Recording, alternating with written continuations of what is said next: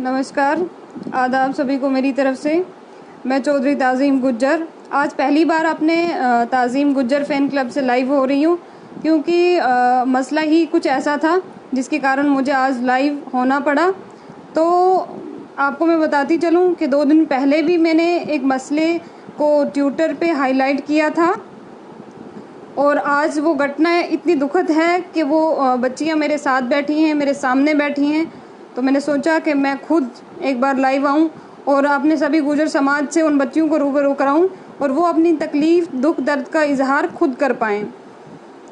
2 दिन पहले मैंने ट्विटर पे टैग किया था, यूपी डिस्ट्रिक्ट शामली कैराना का एक मसला है। वहाँ के जो थाना इंचार्ज हैं यशपाल धामा जी, उन्होंने एक परिवार के बच्चियों को और उनकी माँ को और उसके बाप को किसी केस में उठाया है, जिस केस से इनका दूर दूर तक कोई ताल्लुक़ नहीं है, लेकिन फिर भी इन लड़कियों को और इनकी मम्मी को बहुत बुरी तरीके से पीटा है। मैं आज आप सभी का समर्थन चाहते हुए मैं कहूँगी कि इस केस की बहुत तह तक जांच हो और इन बच्चियों को इंसाफ मिलना चाहिए। आज मैं खुद कुछ नहीं बोलूँगी और इन बच्चियों से आप खुद ही बात करेंगे, आप खुद ही सुनेंगे कि किस तरह की घटना घटी है। एक बच्ची इनकी एमएससी कर रही है और दूसरी बच्ची इनकी बीएससी कर रही है और ये गुजर परिवार का ही मामला है, इसलिए ये ज़रूरी था कि आप सभी के सामने रखना और आप सभी का समर्थन चाहूँगी कि इस मामले को जल्द से जल्द मुख्यमंत्री तक पहुँचाया जाए, ताकि इस पे बहुत जल्दी संज्ञान लेने की ज़रूरत है।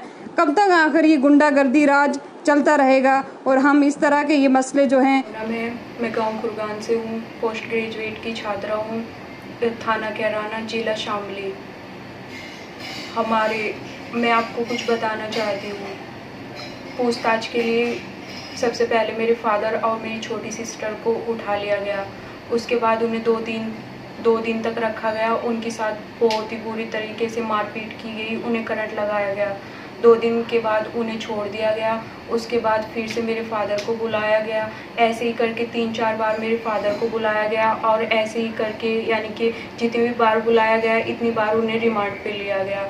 उनके साथ बहुत ही बदसलूक किया और उसके बाद फिर 18 जुलाई को मेरे फादर को, मुझे और मेरी अम्मी को उठा लिया गया, जिसके बाद हमारे साथ बहुत बुरी तरह से मारपीट की गई और यशपाल धामा ने हमें इस तरीके से बात की गई कि मैं आपको बता नहीं सकती, कि बहुत ही बदसलूकी से बात की गई और इतनी बुरी तरह पीटा गया। हमें पूरी रात करंट लगाया गया।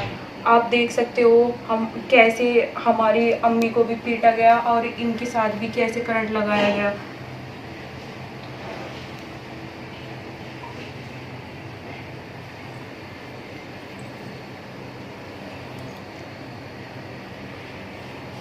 और ऊपर दिखा नहीं सकते ना दाम। ऐसे ही निशान पूरी बॉडी पर है, हम ऐसे निशान पूरी बॉडी पर पड़े हुए हैं, हम आपको दिखा नहीं सकते। इनके साथ भी बहुत बुरा सलूक किया गया और बहुत इन्हें करंट लगाया गया।